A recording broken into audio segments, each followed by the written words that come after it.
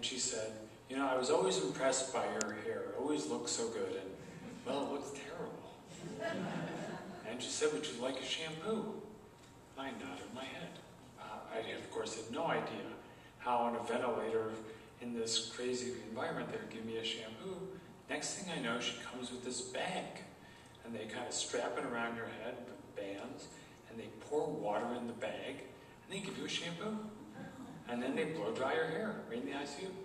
And she says, now you look really good. Of course, she held a mirror up, and I could barely see, but what happened was, the only part of my body that had sensation was my head. I couldn't feel anything from the neck down.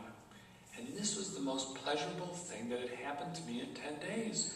Because her rubbing my hair and giving me a shampoo was a sensation of the best kind. So she didn't even know. But that simple act of kindness, that care that she provided, just being attentive and doing something simple was the most wonderful thing, and it lifted my spirits so much. So I tell everybody, it's the simple things that make great healthcare providers, and it's about attentiveness to your patient's needs. And I know all of you have this in mind, but we need to not have algorithms around diagnosis so much as to reinforce the importance of the human touch. The final principle is courage, and I owe this to my wife, Mary, which is not the kind of courage that you see all around you when you're in the hospital. When I went to Kessler, there were people who lived by blowing into a tube. The kind of courage these people exhibited to pull themselves out of an existence that was totally incapacitating and learning how to drive a wheelchair, write, communicate while blowing into a straw. That's the kind of courage that we all are amazed by. But the kind of courage I'm talking about is the courage we need as health providers to address the problems we can't solve.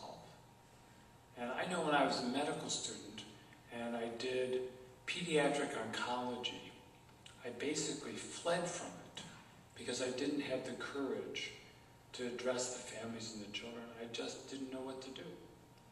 Now that I'm older and wiser, I know I don't need to have the answer. I just need to be there. I need to listen.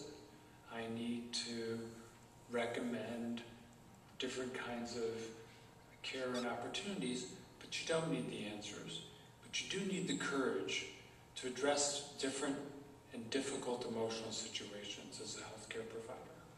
And I think that's the kind of courage we want to teach our young people, so that when they encounter a family member or a situation that's difficult for them emotionally, that they have the courage to address it. So those are the 4 principles. Now, how are we going to raise the bar as a community and at the medical center?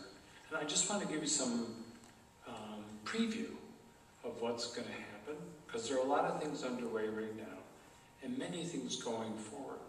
So first of all, we have something aptly named the harm report. If it sounds bad, it is. It's the harm we do to our patients. It's leaving surgical pads in wounds. It's having bloodstream infections. It's all the things that shouldn't happen, that do happen, they're mistakes. And we now publish a harm report every week for every unit and for every physician provider at Strong and at Highland. And trust me, when you're on the harm report, you want to get off. This is a powerful disincentive, but it also teaches us about problems we have. And so that's been a huge thing to improve quality and safety. We've imported lean technology. Kodak has a superb group that works on lean technology. This is kind of how Toyota makes better cars, up until recently. And it basically looks at how you can reduce errors by reducing complexity. And for example, when we place central lines now, there's a 7-step procedure. And those 7 steps have to be followed precisely to enable placement of a central line. And if you follow those 7 steps, you reduce the frequency of central line infections by 70 to 90%. An enormous reduction, which is a huge cost savings. It costs $40,000 more for a patient who has a central line infection than one who doesn't. And of course, for the patient, it's a huge benefit not to be stuck in the hospital those additional days. Another huge thing is the electronic medical record. I can't tell you how many times I had to tell people that I didn't have any allergies. The reason that erythromycin was on my thing is every time people give it to me, I throw up. I'm not allergic to it. I just can't tolerate it. And so electronic medical records are going to be a huge opportunity for us to do a better job with our patients. And in Rochester, at least, both RGH and the medical center, both Highland and Strong, are all going to be on the same EMR.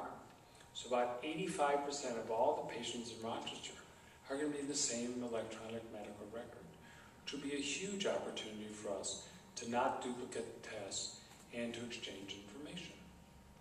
And we're also, of course, going to try very hard for this culture transformation I told you around these 4 principles, and we're working through that right now. So I want to end with 2 final comments. The first one is value. Value equals quality over cost. So I talked today about quality. For those of you who have been hiding under the rug for the last year, the Healthcare Reform Act got passed, and it's going to cut costs. There's no doubt about it. And so Rochester, I think, has a huge opportunity to be a place where we can achieve high quality while maintaining cost. And that's called value. And so our goal as a community has to be to provide value to our patients and to our employers. If we're going to maintain business in Rochester, one way we can do that is by keeping healthcare costs down. And so value is going to be a key aspect of our future. And then finally, I think Rochester, as part of healthcare reform, has a huge opportunity to take a leadership role again, both regionally and nationally. We have already had consolidation in this community that is much greater than almost any other community. We have only 3 health systems. We have 2 major insurers. We have a few major employers.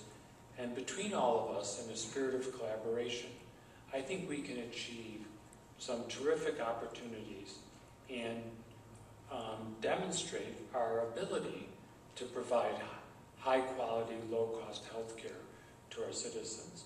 So I look forward to working with each and every one of you in the years ahead as we attempt to do this very large challenge.